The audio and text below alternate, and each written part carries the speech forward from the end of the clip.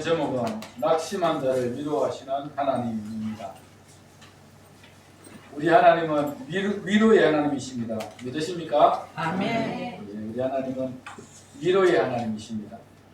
사도 바울이 이 고린도후서를 기록한 이유 중 하나가 바로 우리 하나님이 주시는 그 위로를, 하나님께서 바울 사도에게 주셨던 그 위로를 이 고린도 교인들과 함께 나누기 위해서 이 고린도후서를 기록했다 해도 과언이 아닙니다.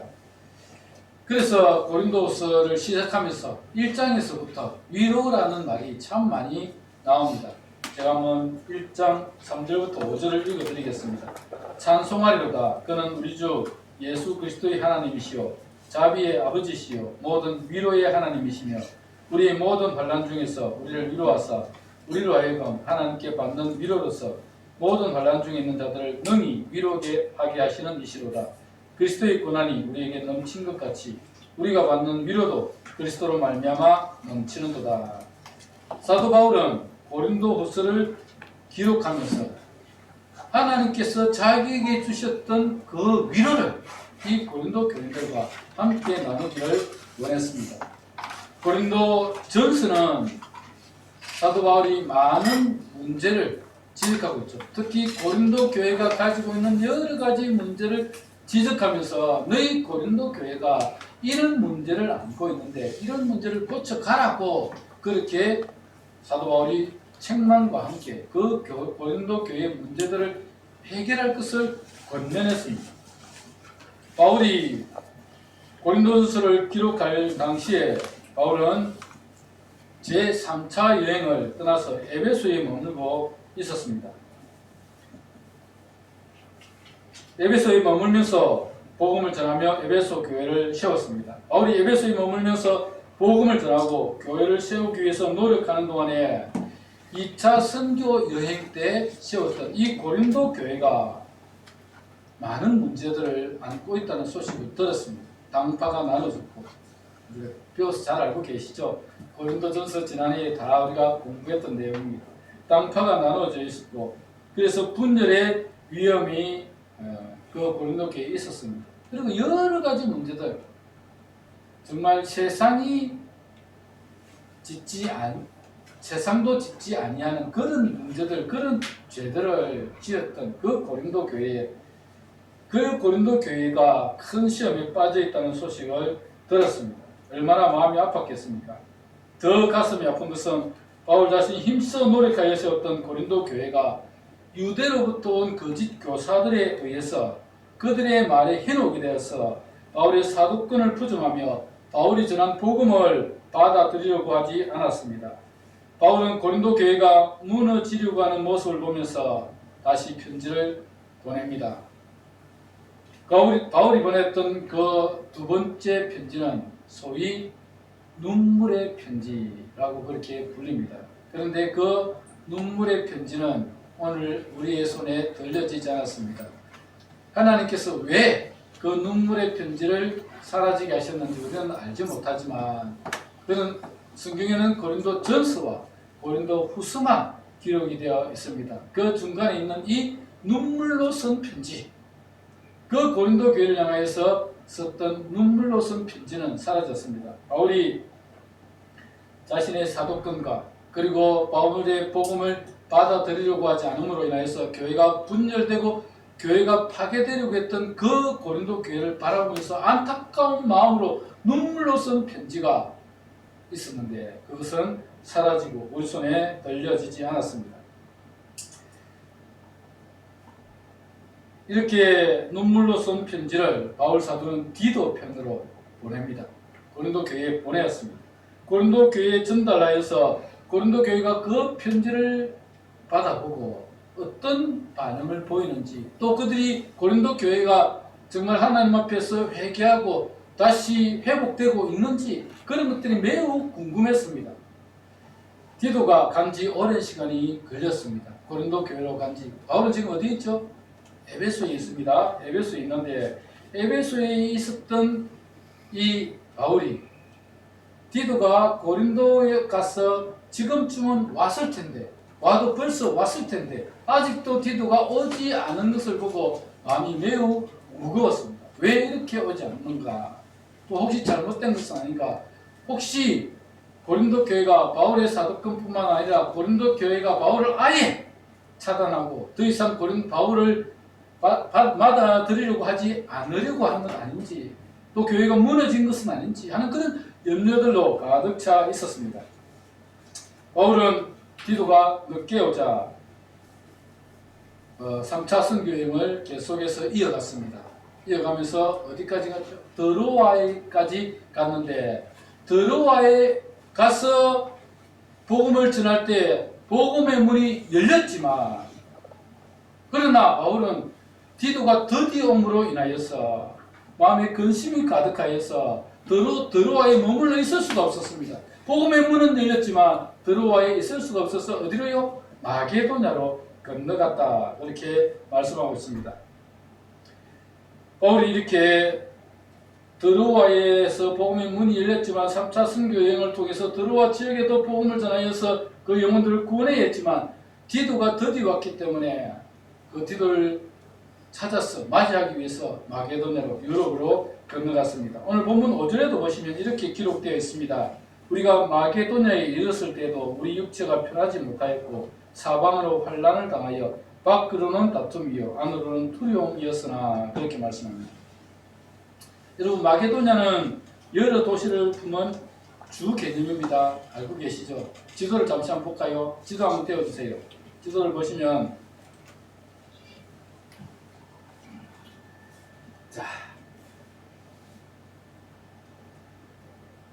에베소, 3차 선교 때 에베소, 좀 화면에 쌓여지더라도 에베소, 3차 선교 때 에베소에서 자, 여기 드로아까지 복음을 전하면서 갔습니다. 이 드로아에 머물러 있었지만 마게도의 고린도까지 디도가 가서 에베소에서 보냈죠. 가서 돌아와야 할 시간이 지났는데도 불구하고 안 오는 겁니다. 드로아에 기다리고 있다가 바울이 그 마음의 무거운 짐 때문에 고린도 교회가 어떻게 되었을까 궁금해서 빌립보로, 이렇게 마게도냐는 주 개념입니다. 마게도냐의 빌립보, 데살로니가, 베레아 이런 도시들이 있습니다. 그래서 마게도냐로 건너갔습니다. 건너가서 거기서 또 복음을 전하면서 3차 선교여행을 계속하면서 고린도 지역으로 가고 있는 겁니다.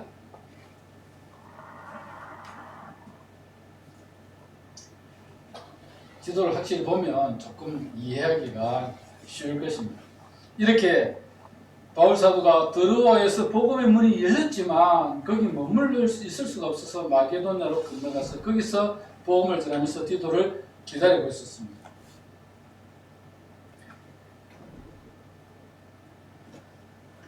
오늘 5절 말씀에 보시면 바울이 그 디도가 드디어 옴으로 인해서 마음에 여전히 편치 못하고 또 밖으로는 환난이고 안에는 두려움이 있었다, 그렇게 말씀을 하고 있었습니다. 그렇게 안팎으로 환난과 두려움을 안고 마게도냐에서 복음을 전하고 있을 때에 마게도냐의 어느 도시쯤에 이르렀을 때 디도가 드디어 바울을 맞이하기 위해서 왔습니다. 아마도 빌립보나 저게 데살로니가 정도 되었다, 그렇게 생각이 듭니다. 그쯤 이르렀을 때에 디도가 고린도 교회 소식을 가지고 다시 돌아온 것입니다. 디도가 가져온 소식은 정말 위로의 소식이었습니다. 그렇게 안팎으로 환난과 두려움 속에 힘들어하고 있을 때에 디도가 가져온 소식은 고린도 교회의 문제들이 해결되었다는 기쁜 소식이었습니다. 바울의 사도권을 도전했던 거짓 교사들이 고린도 교회를 떠났고 고린도 교회에는 바울의 사도권과 바울이 전한 복음을 기쁨으로 잘 받았으며 고린도 교회의 여러 문제들이 잘 해결되었다는 소식을 들었습니다. 고린도 교회에 대한 염려와 걱정이 한순간에 사라지고 하나님의 위로가 그의 마음을 사로잡는 순간이었습니다. 그래서 기록한 성경이 고린도 후서이기 때문에 고린도서는 위로라는 단어가 매우 많이 나옵니다. 오늘 보면 6절, 7절에도 보면 디도를 만남으로 받는 위로를 잘 표현하고 있습니다. 그러나 낙심한 자를 위로하시는 하나님이 디도가 옴으로 우리를 위로하셨으니 그가 온 것뿐 아니요 오직 그가 너희에게서 받은 그 위로로 위로하고 너희의 사모함과 애통함과 나를 위하여 열심히 있는 것을 우리에게 보고함으로 나를 더욱 기쁘게 하였느니라. 이렇게 말씀하고 있습니다. 이렇게 낙심한 자를 위로하신 하나님이 디도가 옴으로 우리를 위로하셨다. 그리고 그가 가지고 온 그 기쁜 소식이 무엇이었습니까? 너희의 사모함과 애통함과 나를 위해 열심히 있는 것, 그것을 이 디도가 바울에게 이야기해 줍니다. 바울이 얼마나 마음의 위로가 되고 기쁨이 되었는지 모릅니다. 여러분, 바울이 디도가 가져온 소식을 들었을 때 정말 마음이 기쁘지 않았겠습니까? 바울은 1차, 2차 선교여행을 다니며 복음을 전하면서 여러 지역에서 환난을 받았고 박해를 받았지만, 그런데 그의 마음은 항상 기쁨이 가득했습니다. 오직 복음에 사로잡혔어. 오직 이방인의 사도로서 주님께서 맡겨주신 사명을 위해서 달려갔었습니다. 그런데 3차 여행은 정말 마음이 편하지 않았습니다. 왜요? 왜 그렇습니까? 고린도 교회 문제가 심각했기 때문에. 잘못하면 고린도 교회가 무너지고 고린도 교회가 사라질 위기에 놓여 있으니까 바울의 마음이 편치 못하였다라는 것입니다.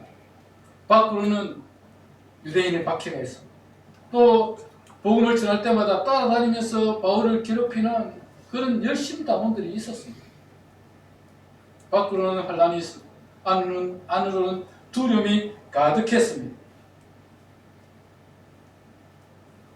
그런 가운데서 3차 여행을 떠났습니다. 2차 선교여행 때 세운 고린도 교회에 대한 염려와 열심히 복음을 전하여 세운 고린도 교회가 거짓 교사들의 유혹에 빠져서 자신을 배반하고 자신의 사도권을 부정하고 여러 당파가 생겨 분열의 위기까지 겪고 있었기 때문에 고린도 교회가 사라지지 않을까 하는 두려운 마음마저 있었던 것입니다. 그런 절망적인 마음으로 디도를 만나기 위해 마게도냐로 나아갔기 때문에 3차 선교여행은 정말 힘든 여행이었습니다.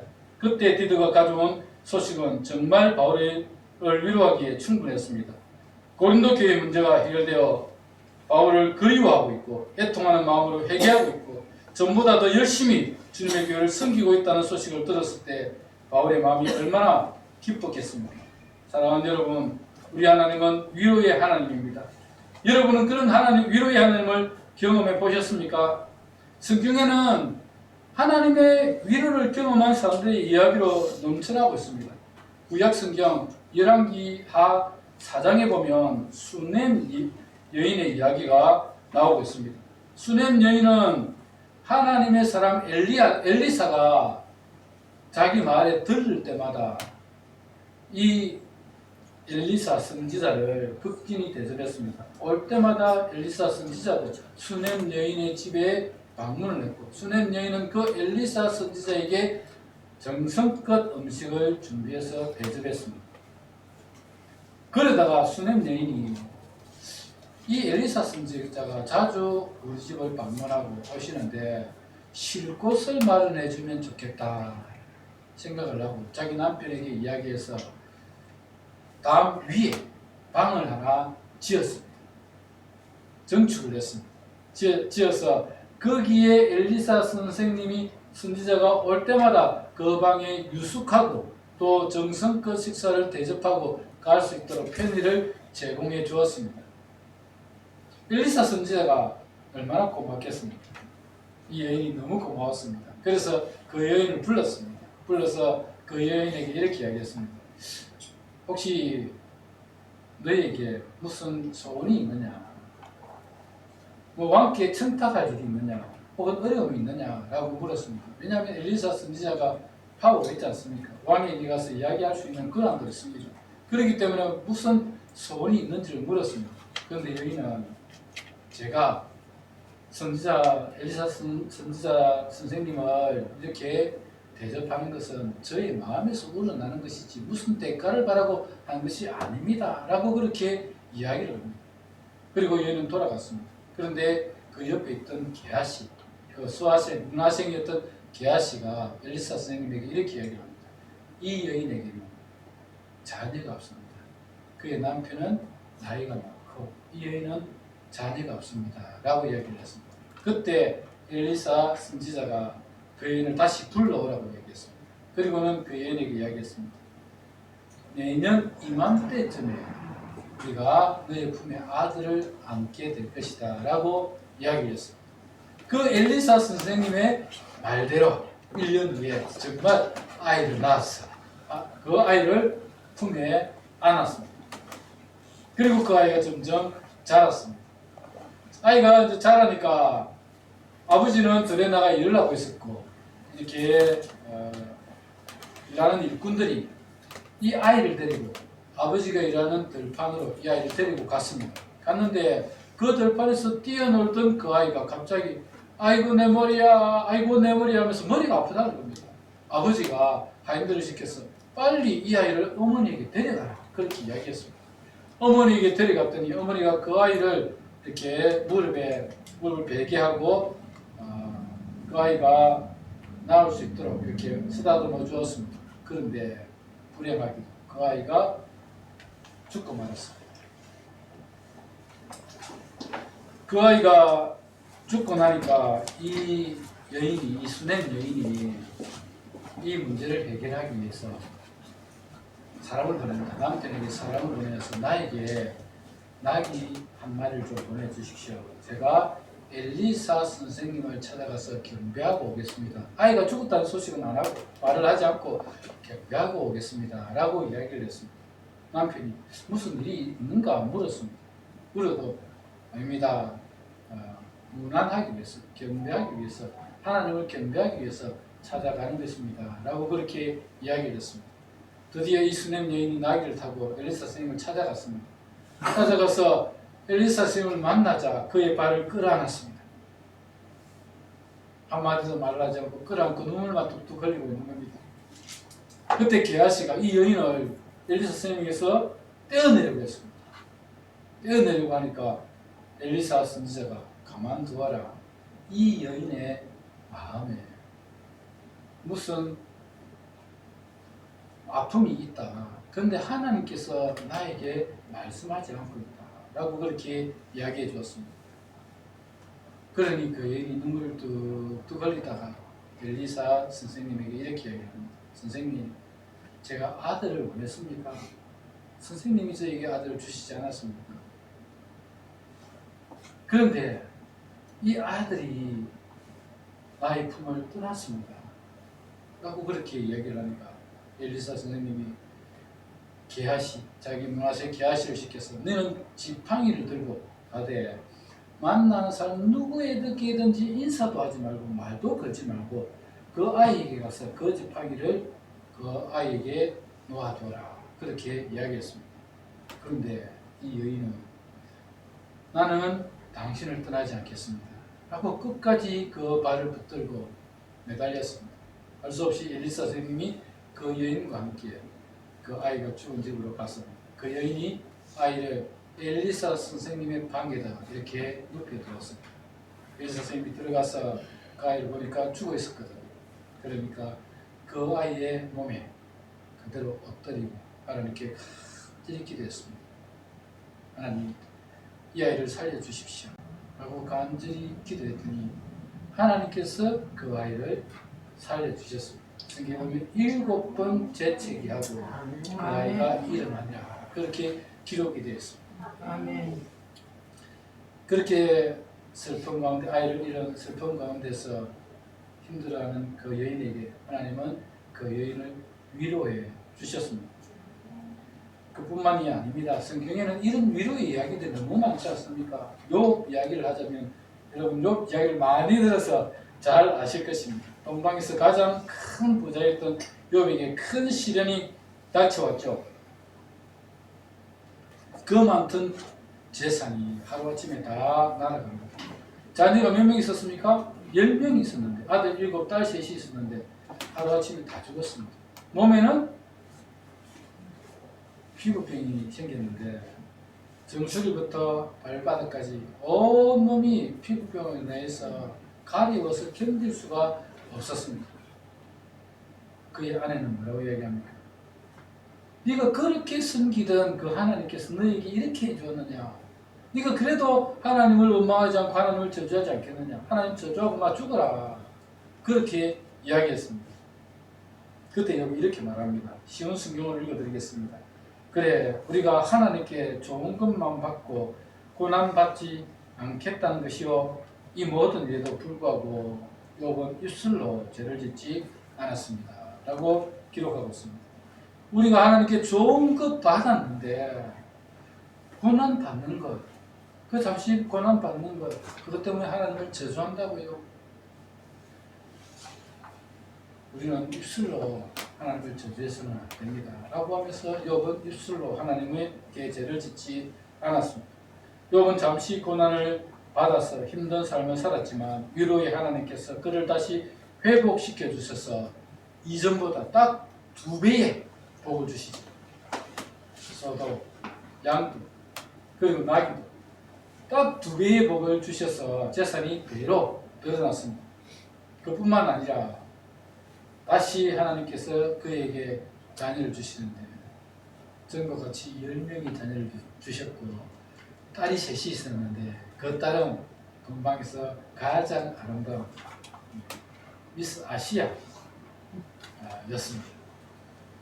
그렇게 하나님께서 그 욥을 위로하여 주셨습니다. 욥뿐입니까? 다윗은 어땠습니까? 다윗은 제1대 왕 사울에게 쫓겨다니면서 얼마나 많은 고난을 받았습니까? 너무나 삶이 힘들고 지쳐서 하나님께 부르짖었습니다. 내 하나님이여, 내 하나님이여, 왜 나를 버리십니까? 왜 이토록 멀리 계셔서 나를 돕지 않으시고 내 신음소리를 듣지 않으십니까? 내 하나님이여, 내가 낮에도 부르짖고 밤에도 외치는데 주께서 듣지 않으십니까? 라고 하면서 그 힘든 삶 가운데 하나님 앞에 부르짖었습니다.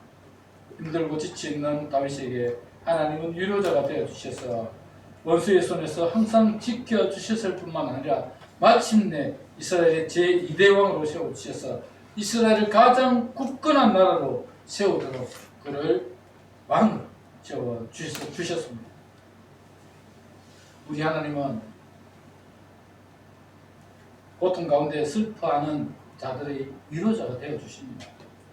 성경에만 그런 말씀이 기록된 게 아닙니다. 찬송가에 보면 그렇게 하나님의 위로를 받는 사람들이 너무나 많습니다. 찬송가 413장 내 평생에 가는 길 순탄하여 이 찬송을 지었던 사람에 대한 이야기를 제가 한번 들은 적이 있습니다. 호레이스 스페포드라는 사람인데 그는 뉴욕에서 태어났고 부유한 변호사였습니다. 변호사였기 때문에 돈을 많이 벌었습니다. 그래서 그는 복음을 위해서 많은 일을 했습니다. 무디 전도단의 재정 후원자로 섬겼고 교회에서는 집사로 봉사를 했습니다. 남들 부럽지 않은 성공적인 삶을 살고 있었는데 그런데 첫째 아들이 열병으로 인해서 4살 때 세상을 떠나고 맙니다. 참 아들 이런 슬픔은 정말 말로 할 수 없겠죠. 첫째 아들이 4살 때 열병으로 죽습니다. 설상가상으로 1년쯤 지나고 나니까 자기가 투자했던 그 미국 시카고의 미시간 호반에 있는 별장이 화재로 인해서 다 전소되고 맙니다.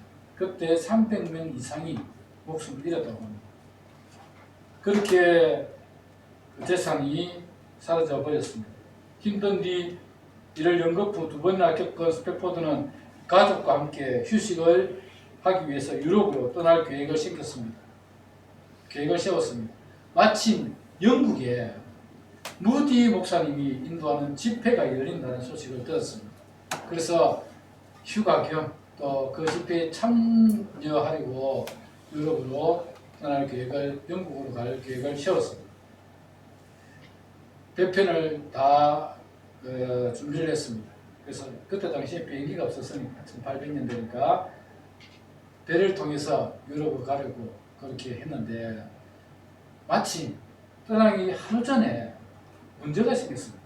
그래서 자기는 이 문제를 해결하고 가려고 그 다음에 가려고 가족을 먼저 보냈습니다.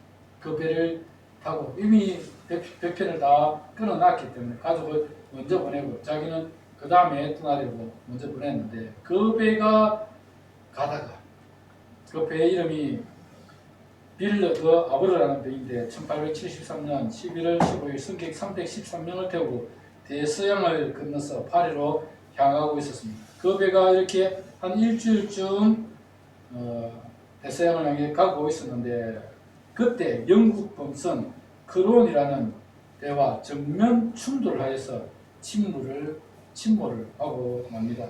이 사고로 스페포드의 부인 안나는 목숨을 건졌지만 딸 넷이 있습니다. 11살, 9살, 5살, 2살이었던 네 딸은 모두 죽고 맙니다. 사고 소식을 들은 스페포드는 아내를 만나러 영국으로 향했습니다.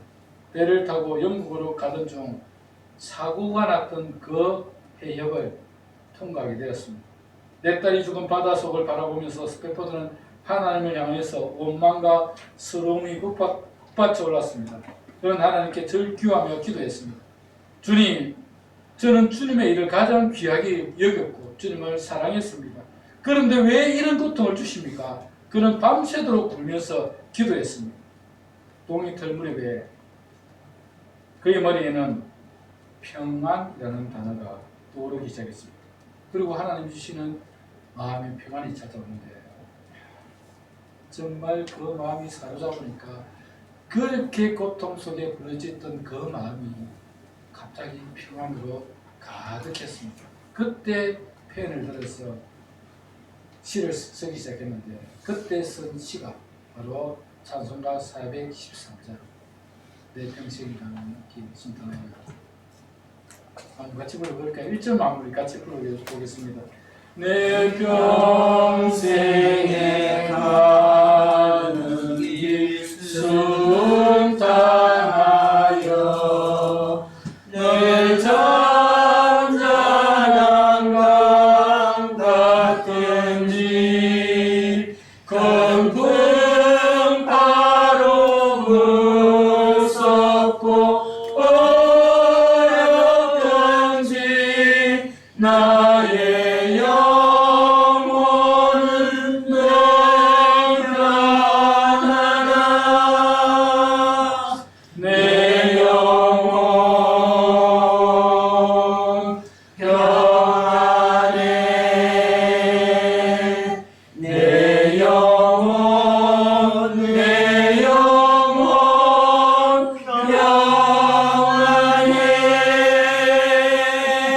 아멘. 스페포드는 사랑하는 자녀들이 죽음을 당하고 그 고통 속에서 부르짖고 있을 때 하나님이 주시는 그 평안이 그를 사로잡는 경험을 해봤고 그래서 이 시를 써서 그렇게 찬송 가사를 붙여서 하나님을 찬양하는 찬양시가 되었습니다. 스페포드는 이후에 미국에 계속 살기 힘들어서 예루살렘으로 이주를 하게 됩니다. 예루살렘으로 가서 거기서 미국인 거류지를 건설했고 이전과는 다른 삶을 살기 시작했습니다. 그는 고아와 가난한 자들을 위해서 헌신하며 살다가 주님 품에 남겼습니다. 우리 구주 예수님은 우리에게 평안을 주시기 위해서 이 세상에 오셨다라고 말씀하고 있습니다. 요한복음 14장 27절에 보면 주님께서 이렇게 말씀하셨습니다. 평안을 너에게 끼치노니 곧 나의 평안을 너에게 주노라. 내가 너에게 주는 것은 세상이 주는 것과 같이 아니하니라. 너희는 마음에 근심하지도 말고 두려워하지도 말라. 우리는 평안을 주시기 위해서 이 세상에 오셨다 그렇게 말씀하고 있습니다. 주님을 영접하고 주님을 모시고 살아가는 사람들은 주님이 주시는 이 평안을 경험하며 살아가게 됩니다. 지금 온 세상은 전쟁으로 힘들어하고 있습니다. 수많은 사람들이 전쟁으로 목숨을 잃었습니다. 또 가족을 잃었습니다. 사랑하는 남편을, 사랑하는 아내를, 사랑하는 자녀를 잃었습니다. 가족을 잃은 슬픔에 낙심하며 슬퍼하는 자들이 많이 있습니다. 하나님의 위로와 평안이 필요합니다. 속히 전쟁이 그치고 하나님의 위로와 평안이 임하도록 기도해야 할 것입니다. 지금 온 세상은 이상기후로 몸살을 앓고 있습니다. 홍수로 인해서 수많은 이재민들이 발생했습니다. 가족을 잃고 재산을 잃어버린 사람들이 고통 속에 부르짖고 있습니다. 그와는 반대로 유럽에서 미국에서 열돔 속에 갇혀서 정말 너무 뜨거운 햇살이 비치고 있는 곳도 있습니다. 세계 곳곳에서 이런 이상 기후로 말미암아서 어려움을 겪는 사람들이 점점 늘어나고 있습니다. 하나님의 위로가 필요한 것입니다. 세계 경제가 무너져서 고통을 받는 사람들이 참 많이 있습니다. 여러분 정말 끼니를 해결하지 못해서 굶는 사람들이 많습니다. 잘 곳이 없어서 여러분 유럽에 그 부유했던 그 도시들이 잘 곳이 없어서 지하철에 사람들이 몰린다고 합니다. 왜냐하면 너무 달세가 비싸, 너무 인플레이션이 심하니까. 그렇게 잘 곳이 없고 먹을 것이 없어서 고통받는 사람들이 그렇게 많다고 합니다. 여러분 가장스러운 것이 뭐니 해도 먹을 것이 없어서 굶는 것 아니겠습니까? 그래도 우리 세대까지는 그렇게 많이 굶어본 적은 없습니다. 그런데 우리 전 세대는 정말 보릿고개라고 해서 보리가 필 무렵이쯤 되면 살이 없었어. 들로 산으로 가서 그 소나무 속껍질 그 부드러운 그거 가져다가 죽 끓여 먹고 산에 나물 캐다가 나물죽 해 먹고 그 보리가 필 무렵이 되면 그 보리 잘라가지고 그걸 이제 비벼가지고 그래서 그것을 가지고 밥을 해 먹고 그렇게 살았던 세대 아닙니까? 그 사람들은 정말 서러움이 뭔지를 아는 사람입니다. 먹을 것이 없어가지고 못 먹어서 당하는 그 서러움이 얼마나 큰지를 아는 사람들입니다. 지금 세계 경제가 무너지니까 정말 먹을 것이 없어서 하루 한 끼가 먹기가 힘들어서 고통 중에 사는 사람들이 많습니다. 하나님의 평안과 위로가 필요합니다. 여러분의 삶에도 하나님의 위로와 평안은 필요할 것입니다. 자녀 문제로, 부모님 때문에, 사람들과의 관계 문제로, 또 가정 경제가 무너져서 고통받는 사람들이 있을 것입니다. 하나님의 위로와 평안이 필요할 때입니다. 하나님의 은혜를 구하며 하나님의 위로를, 하나님의 평안을 구하며 기도할 때라는 것입니다. 오늘 성경에는 바울이 안팎으로 환난을 당하고 고린도 교회에 대한 염려와 두려움으로 고통받고 있을 때 하나님께서 디도를 보내주셨어요. 그의 마음을 위로해 주셨다. 그렇게 말씀을 하고 있습니다. 오늘 우리가 여러 가지 어려움을 겪고 있지만 위로의 하나님은 간구하는 성도들의 기도를 들으시고 위로해 주실 것입니다. 저도 그렇게 하나님의 위로를 경험한 사람입니다.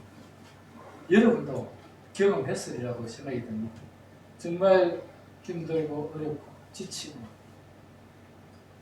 앞이 보이지 않는 캄캄함이 정말 벽이 딱 내 앞에 서 있는 것 같은 답답함이 있을 때에 우리가 할 수 있는 유일한 길이 기도였습니다. 아멘. 그래서 하나님 앞에 나가 기도했습니다. 하나님, 이 문제를 어떻게 해야 되겠습니까? 나의 힘으로는 도무지 해결할 힘이 없습니다. 하나님 도와주옵소서. 아멘. 하나님의 은혜를 더해 주옵소서.